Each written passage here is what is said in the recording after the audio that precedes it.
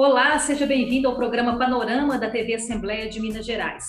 O nosso assunto de hoje é o parto seguro e respeitoso, tema de uma campanha nacional neste mês de setembro. O Brasil é um dos países com maior índice de mortes de mães e bebês, um cenário que se agravou com a pandemia de Covid-19. Os desafios e caminhos para se enfrentar esse problema, você acompanha agora nesta edição do Panorama.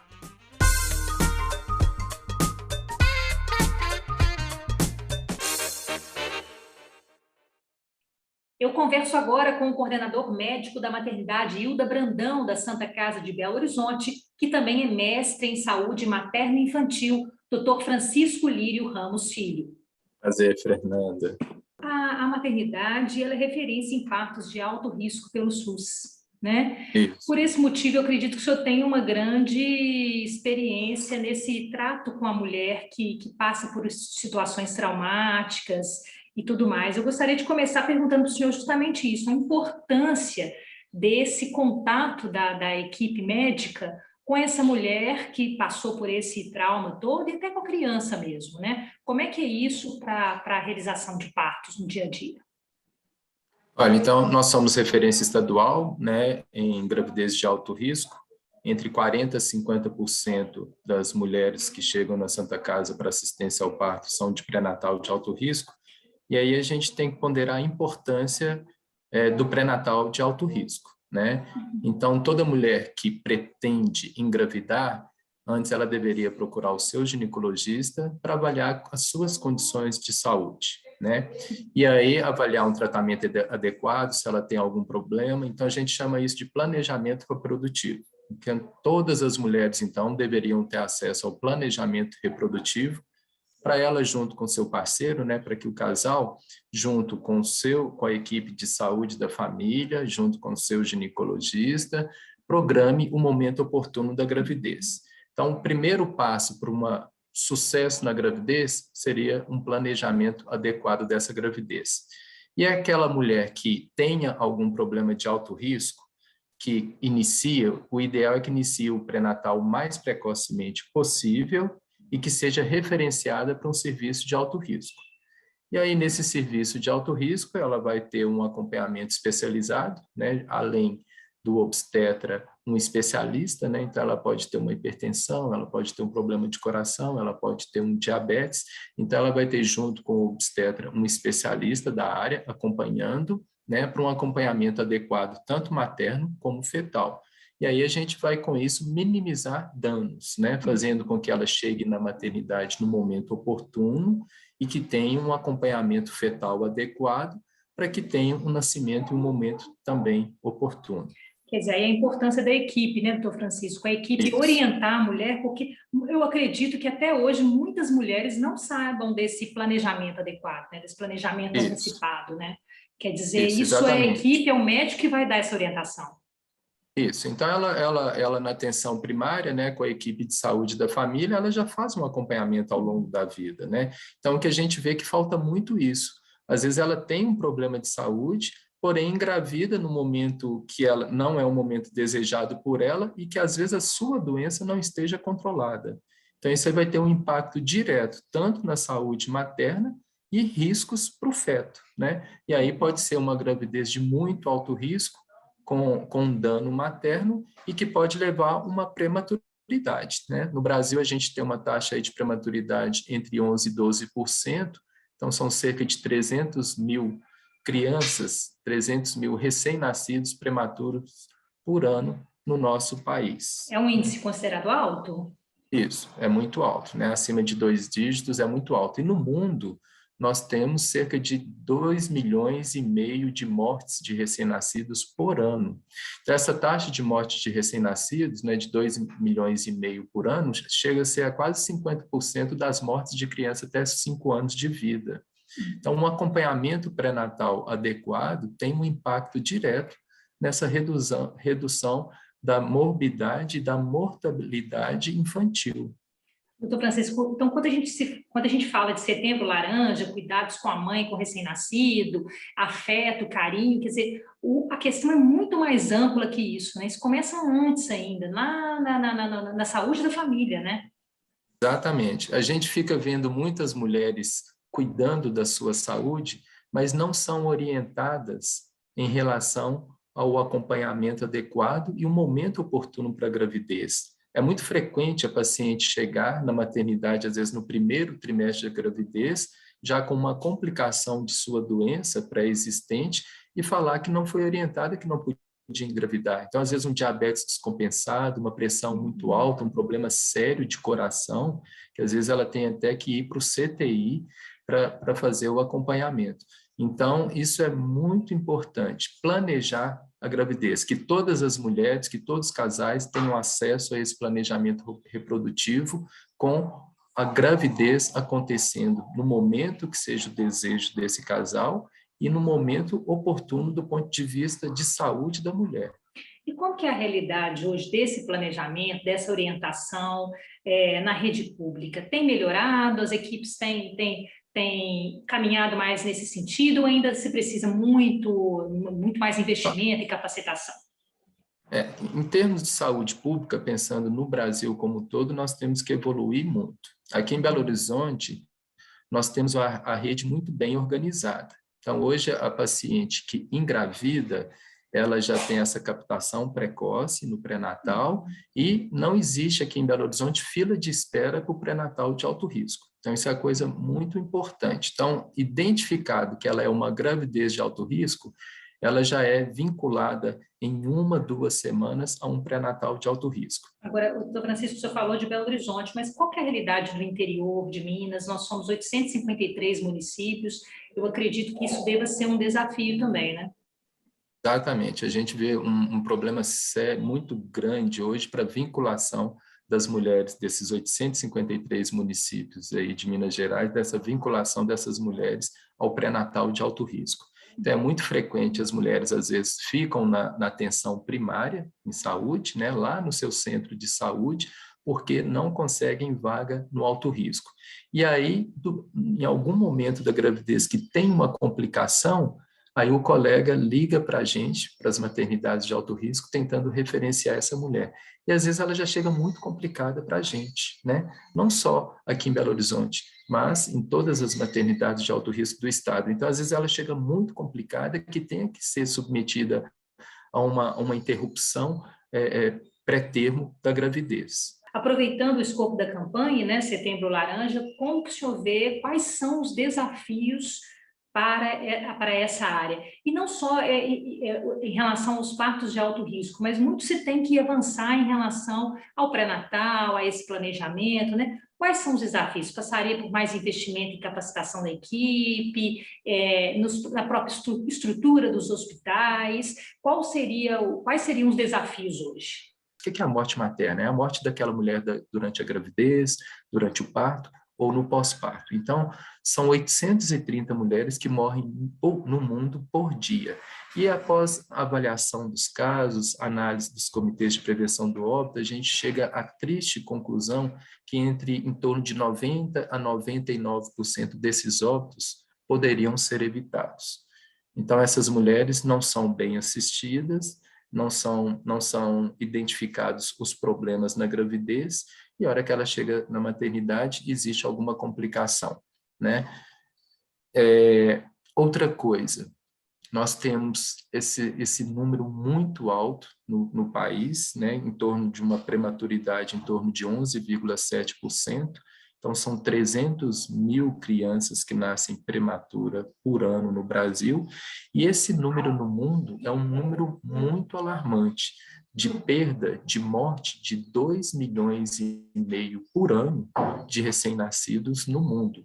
E olha o impacto disso, isso é quase a metade das mortes de crianças até 5 anos. Em termos de saúde da mulher, nós temos os comitês de prevenção de óbito materno, que a cada óbito que ocorre, a gente faz uma análise do caso, faz uma investigação criteriosa do caso, tem um caráter educativo, para a gente mobilizar a equipe para ver o que aconteceu. Então, essa é uma estratégia fundamental em todos os países de, após ocorrer o óbito materno, a gente fazer uma análise qualificada do caso para propor medidas para que isso não volte a acontecer.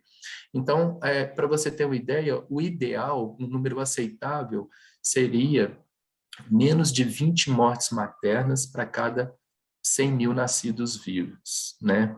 No Brasil, essa razão de mortalidade materna que a gente chama, em 2019 era de 55 óbitos maternos para cada 100 mil nascidos vivos, então um número alto, né? Mais que o dobro, né? Isso. E com a pandemia de Covid, o ano passado, ainda dados provisórios, teve um aumento de 22%. Então, pulou de 55 mortes para cada 100 mil nascidos vivos para 67. Esses números ainda não estão fechados. Então, na pandemia de Covid, o que aconteceu no Brasil foi uma coisa muito triste. O ano passado foram 544 mortes maternas por Covid. A pandemia iniciou em março. Esse ano, nós já estamos com mais de 1.400 mortes maternas. E muitas mulheres deixaram de fazer um pré-natal adequado por causa da pandemia. Doutor, então, na verdade, o que a gente tem que fazer, a importância dessas campanhas, justamente alertar sobre isso. Nesse momento, é alertar a mulher. É importante fazer o pré-natal, é importante se cuidar, é o momento da informação circular. Exatamente, porque isso é saúde pública. Ela tem que ser orientada na primeira consulta da importância de um acompanhamento pré-natal adequado. Nós temos as equipes de saúde da família, então tem que fazer busca ativa na casa dessa mulher, o agente comunitário de saúde, e na casa dessa mulher, olha, sua consulta estava marcada para ontem, você não foi, vamos reagendar a sua consulta? Olha, está tudo bem com você? Nós estamos com a campanha de vacinação aqui nesse final de semana, vamos vacinar todo mundo de 20 a 30 anos, você está sendo orientada a procurar o seu centro de saúde para vacinação. Por que isso não está acontecendo no país? A gente tem que buscar resposta para isso. E as mulheres estão morrendo e, consequentemente, perdendo seus filhos. Voltamos a falar sobre a campanha nacional para garantir um parto seguro e respeitoso no Brasil. Agora eu converso com o presidente da Sociedade Brasileira para a Qualidade do Cuidado e Segurança do Paciente, Dr. Vitor Grabois. O Brasil tem uma taxa muito alta dessa mortalidade e como que ainda é um desafio muito grande, principalmente agora na época da pandemia, em que as mulheres abdicaram de um pré-natal mais cuidadoso, né? E ficaram mais em casa, então aumentou-se muito o número de mortes, né? A mortalidade materna, Fernanda, ela sofre uma influência muito grande da qualidade do cuidado, né? Do uso dos protocolos adequados para enfrentar as causas de morte materna, mas também sofre a influência da distância que às vezes existe das maternidades e o transporte, e também da própria noção do letramento dessa gestante em perceber que precisa de ajuda e de cuidado. Esse ano passado e o ano 2021, nós não temos os dados ainda, mas nós podemos ter quase certeza de que houve um aumento muito importante da mortalidade materna, por duas razões. Uma você já apontou, em função da pandemia, do fique em casa, dos riscos das gestantes estarem nas unidades de saúde e se contaminarem, com certeza a gente teve uma redução desses atendimentos. E o outro ponto, que é igualmente importante, é que se em 2020 isso não foi tão nítido, tão claro, em 2021 nós tivemos um aumento de 4 vezes do número de mortes maternas por Covid-19. Então, em 2020, foram 10 mortes maternas por semana por Covid-19, e em 2021, esse número chegou a 40 mortes maternas por Covid-19 por semana epidemiológica.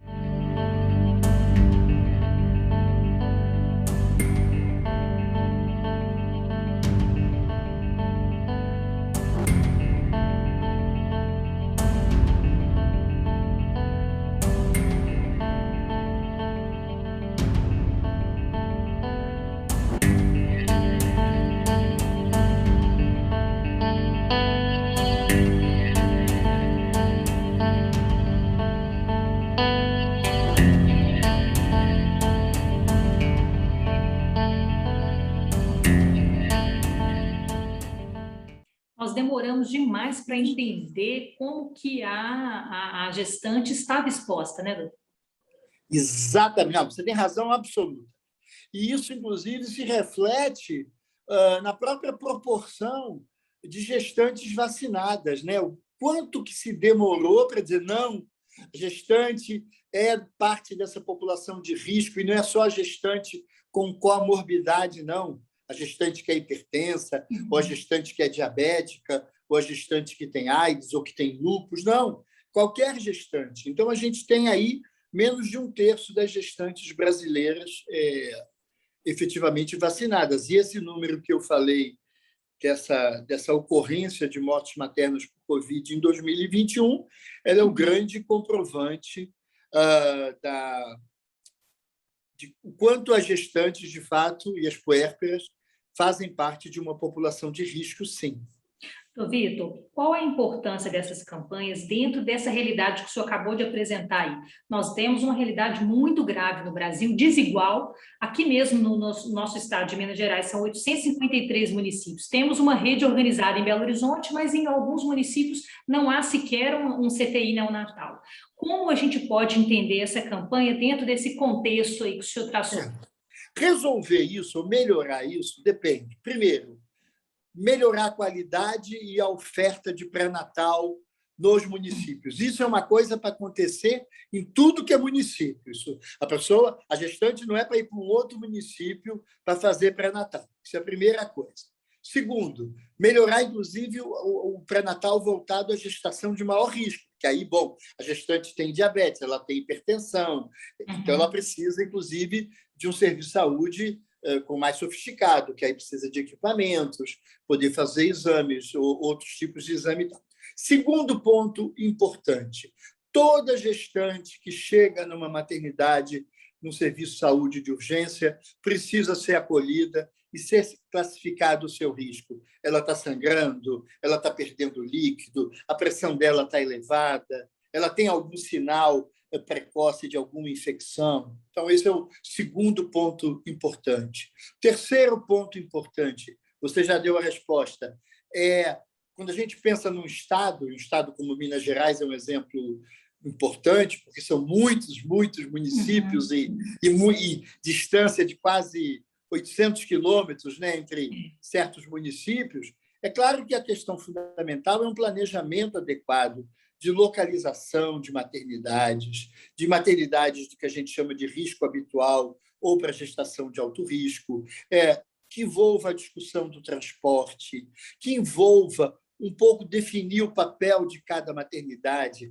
que no município de 5, 10 mil habitantes, que não vai ter uma maternidade, mas essa gestante saiba e o serviço de saúde daquela cidade saiba para que maternidade ela vai, tem um transporte adequado. E uma outra coisa importante, ou duas outras coisas importantes, a gente olhar para os problemas também de natureza social, viu, Fernanda? Porque você tem 65% das mortes maternas são em mulheres negras. 33% das mortes maternas em 2018 foram em mulheres com baixa escolaridade.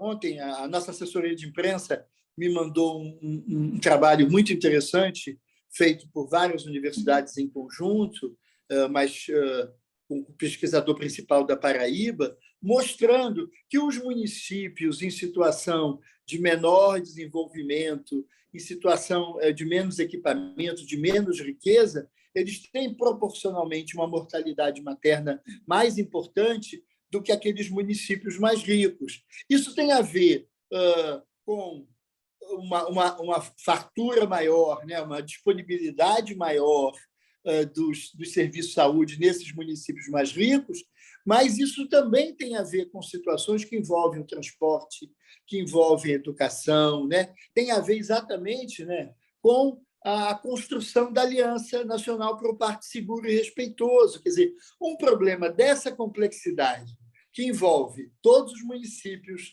todos os estados, que envolve grandes distâncias, que envolve questões de natureza social e econômica e assistencial, precisa não só de uma mobilização dos governos, é claro, mas precisa de uma mobilização disso que a gente chama a sociedade civil. Enfim, a gente precisa mobilizar. E, por fim, nós elaboramos 2 cartas, nós estamos chamando de cartas compromisso, onde nós fazemos recomendações, a Aliança criamos um conselho científico para isso, recomendações que vão ser entregues nos governos estaduais, nas assembleias legislativas também, e para o governo federal e do Congresso, no sentido de que eles recebam essa carta, mais do que recebam, que subscrevam a carta, que assinem essa carta, no sentido de dizer, nós nos comprometemos com essas recomendações que a Aliança Nacional para o Parque Seguro e Respeitoso está fazendo.